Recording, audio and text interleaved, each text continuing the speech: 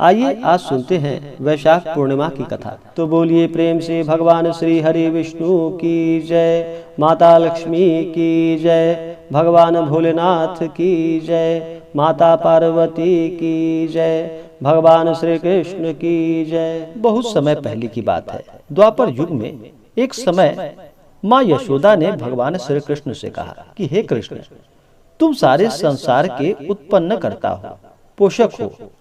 आज तुम मुझे एक ऐसा व्रत कहो जिससे स्त्रियों को मृत्युलोक में विधवा होने का भय न रहे। यह व्रत मनुष्यों की सभी मनोकामनाओं को पूर्ण करने वाला हो। यह सुनकर भगवान श्री कृष्ण ने कहा कि हे माता, आपने मुझसे बड़ा ही सुंदर सवाल पूछा है। मैं आपको विस्तार पूर्वक बताता हूँ। सौभाग्य प्राप्ति के लिए स्त्रियां को 32 पूर्णमासियों का व्रत करना चाहिए। इस व्रत को करने से स्त्रियां को सौभाग्य, संपत्ति आदि की प्राप्ति होती है और संतान की रक्षा होती है। यह व्रत अचल सौभाग्य को देने वाला एवं भगवान शिव के प्रति मनुष्य मात्र की भक्ति को बढ़ाने वाला व्रत है। जब यशोदा जी कहती हैं कि हे कृष्ण, सर्वप्रथम इस व्रत को मृत्युलोक में किसने किया, इसके विषय में विस्तार पूर्वक मुझसे बताओ। तब श्री कृष्ण भगवान कहते हैं कि इस भूमंडल पर एक अत्यंत प्रसिद्ध राजा चंद्रहास्य से पालित अनेक प्रकार के रत्नों से परिपूर्ण कातिका नाम की एक सुंदर नगरी थी। वहां पर धनेश्वर नाम का एक ब्राह्मण निवास करता था। उसकी स्त्री अति सुशीला रूपवती स्त्री थी। दोनों ही उस नगरी में बड़े प्रेम के साथ निवास करते थे। घर में धन और धान्य आदि की कोई कभी कमी ना थी। उसको एक बड़ा दुख था, उनके यहाँ कोई संतान ना थी। इस दुख से वे अत्यंत दुखी रहा करते थे। एक समय एक योगी नगर में आया। वह योगी उस ब्राह्मण के घर को छोड़कर सभी घर में भिक्षा लाने के लिए पहुंचा। रूपवती से वह भिक्षा नहीं लेता था। उस योग ने रूपवती से भिक्षा न लेकर और अन्य दूसरों के घर भिक्षा लेकर के भिक्षा के अन्न को गंगा के किनारे जाकर के बड़े प्रेम से खा रहा था। तब धनेश्वर ही योगी को ऐसा करते हुए देख लिया। अपनी भिक्षा के अनादर से दुखी होकर वह धनेश्वर योगी से कहता है कि हे महात्मन, आप सभी घरों से भिक्षा लेते हैं, लेकिन मेरे घर की भिक्षा कभी नहीं लेते हो। इसका क्या कारण है? तब योगी ने कहा कि मैं निसंतान के घर की भिक्षा पतितों के अन्न के समान मानता हूँ, और जो पतितों का अन्न खाता है वह भी पतित यानी कि पापी हो जाता है।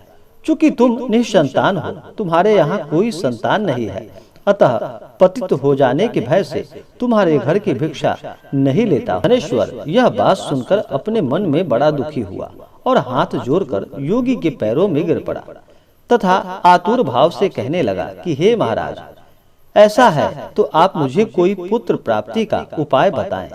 आपकी बड़ी कृपा होगी। धन की मेरे यहाँ कोई भी कमी नहीं है, लेकिन पुत्र संतान न होने के कारण बहुत दुखी हो गया हूँ। मेरे इस दुख का हरण कीजिए, आप सर्वशक्तिमान हैं।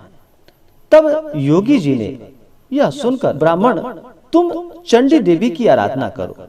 तब ब्राह्मण घर आकर अपनी पत्नी को पूरी वृतांत कहकर स्वयं वन को चला गया। वहां पर उसने चंडी की उपासना की और उपवास भी किया। चंडी ने 16वें दिन उसको स्वप्न में दर्शन दिया और कहा कि हे धनेश्वर, जा, तेरे यहाँ पुत्र होगा, लेकिन उसकी 16 वर्ष की आयु में मृत्यु हो जाएगी। यदि तुम दोनों स्त्री पुरुष 32 पूर्णमासियों का व्रत श्रद्धा पूर्वक और विधि पूर्वक करोगे तो वह दीर्घ आयु हो जाएगा। जितनी तुम्हारी सामर्थ्य हो उतने आटे के दिए बनाकर शिव जी का पूजन करना, लेकिन पूर्णमासी को 32 हो जानी चाहिए। और प्रातः काल इस स्थान के समीप एक आम का वृक्ष दिखाई देगा।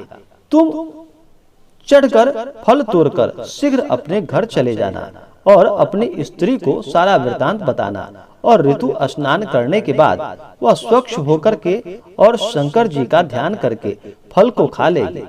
तब भगवान शंकर की कृपा से गर्भ ठहर जाएगा। जब ब्राह्मण प्रातःकाल उठा। उसने उस स्थान के पास एक आम का वृक्ष देखा जिस पर बहुत सुंदर आम का फल लगा हुआ था। उस ब्राह्मण ने आम के पेड़ पर चढ़कर फल को तोड़ने का प्रयत्न किया और असफल रहा। तब उसने भगवान गणेश की वंदना की। इस प्रकार भगवान गणेश जी की प्रार्थना करने पर उनकी कृपा से धनेश्वर ने आम का फल तोड़ लिया और अपनी स्त्री को लाकर दिया। धनेश्वर की स्त्री के कहे अनुसार फल को खा लिया और वह गर्भवती हो गई। माता की असीम कृपा से एक पुत्र की प्राप्ति हुई थी। उन्होंने उसका नाम देवीदास रखा। बालक पिता के घर में बढ़ने लगा। भवानी की कृपा से वह बालक पढ़ने में बहुत ही होशियार था। माता की आज्ञा अनुसार उसकी माता ने 32 पूर्णमासी का व्रत रखना शुरू कर दिया, जिससे बालक दीर्घ आयु वाला हो जाए। 16वां साल लगते ही देवीदास के पिता को बहुत ही चिंता हो गई थी, कहीं उनके पुत्र की मृत्यु इस वर्ष हो न जाए। इसलिए उन्होंने अपने मन में विचार किया कि यह दुर्घटना उनके सामने हो गई तो वह कैसे सहन कर पाएंगे। तो उन्होंने देवीदास के मामा को बुलवाया और उन्होंने कहा कि देवीदास 1 वर्ष के लिए काशी में जाकर विद्या का अध्ययन करे और उसको अकेला भी नहीं छोड़ना चाहिए, इसलिए साथ में तुम चले जाओ और 1 वर्ष के बाद इसको वापस लौटा कर ले आना। तब सारा प्रबंध करके उनके माता पिता ने देवीदास को एक घोड़े पर बैठाकर उसके मामा को उसके साथ भेज दिया। तो ये बात उसके मामा या किसी और को पता न थी। धनेश्वर ने अपनी पत्नी के साथ माता भगवती के सामने मंगल कामना एवं दीर्घ आयु के लिए भगवती की आराधना पूर्णमासी का व्रत करना आरंभ कर दिया। इस प्रकार उन्होंने 32 पूर्णमासियों का व्रत पूरा किया।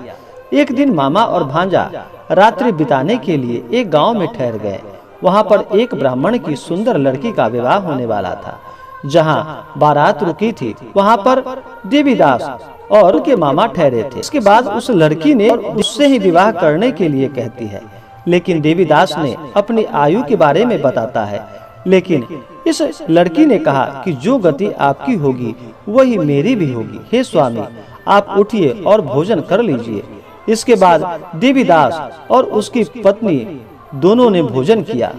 सुबह देवीदास ने अपनी पत्नी को 3 नगों से जड़ी एक अंगूठी और रुमाल दिया। मेरा मरण और जीवन देखने के लिए एक पुष्प वाटिका बना लो। जब मेरा प्राण का अंत हो जाए तो ये फूल सूख जाएंगे। अगर यह हरे हो जाएं तो जान लेना कि मैं जीवित हूँ। भगवान कृष्ण कहते हैं, हे माता, देवीदास विद्या अध्ययन के लिए काशी चला गया। कुछ समय बीत जाने के बाद सर्प देवीदास के पास आता है। देवीदास को डसने का प्रयत्न करता है, लेकिन व्रत के प्रभाव से देवीदास को काट नहीं पाता, क्योंकि उसकी माता ने पहले ही 32 पूर्णमासी के व्रत को पूर्ण कर लिया था। इसके बाद काल स्वयं वहां आया और उसके शरीर से उसके प्राणों को निकालने का प्रयत्न करने लगा, जिससे वह मूर्छित होकर पृथ्वी पर गिर पड़ा। भगवान की कृपा से माता पार्वती के साथ शंकर जी वहां पर गए। माता पार्वती ने शंकर जी से कहा कि इसकी माता ने पहली 32 पूर्णमासी का व्रत किया है और आप इसके प्राणदान इसे प्रदान करें। इस प्रकार शिव जी उसको प्राणदान देते हैं और काल को पीछे हटना पड़ा। देवीदास स्वस्थ होकर पुनः बैठ गया। उधर उसकी स्त्री उसके आने की प्रतीक्षा किया करती थी। जब उसने देखा कि पुष्प वाटिका में पुष्प और पत्ते नहीं रहे तो उसको अत्यंत आश्चर्य हुआ। लेकिन जब वाटिका हरी भरी हो गई तो वह जान गई कि उसके पति को कुछ नहीं हुआ है। यह देख करके वह बहुत प्रसन्न मन से अपने पिता से कहने लगी कि पिताजी, मेरे पति जीवित हैं, आप उनको खोजो। 16वां साल बीत जाने पर देवीदास अपने मामा के साथ काशी से वापस चल दिया। उधर उनके ससुर ने घर से उसको खोजने के लिए निकलने ही वाले थे, लेकिन वे महाभांजा वहां आ गए। ससुर उनके अपने घर में ले गए और नगर निवासी वहां पर एकत्रित हो गए और उन्होंने निश्चय किया कि इस कन्या का विवाह इस बालक के साथ हुआ था। कन्या ने भी लड़के को पहचान लिया। कुछ दिनों बाद देवीदास अपनी पत्नी मामा के साथ बहुत से उपहार लेकर अपने नगर की ओर चल दिया। जब वहां गांव के निकट आ गया तो वहाँ के लोगों ने उसे देखकर उसके माता पिता को पहले ही खबर दे दी थी कि तुम्हारा पुत्र देवीदास अपनी पत्नी और मामा के साथ आ रहा है। ऐसा सुनकर उनके माता पिता बहुत प्रसन्न हुए। पुत्र और पुत्र वधू की आने की खुशी में धनेश्वर ने बहुत बड़ा उत्सव मनाया। तब भगवान श्री कृष्ण जी कहते हैं, धनेश्वर 32 पूर्णमासी के प्रभाव से पुत्रवान हुआ। जो व्यक्ति या स्त्री इस व्रत को करते हैं वह जन्म जन्मांतर के पापों से छूटकर पुण्य प्राप्त कर लेते हैं। तो बोलिए प्रेम से भगवान श्री कृष्ण की जय।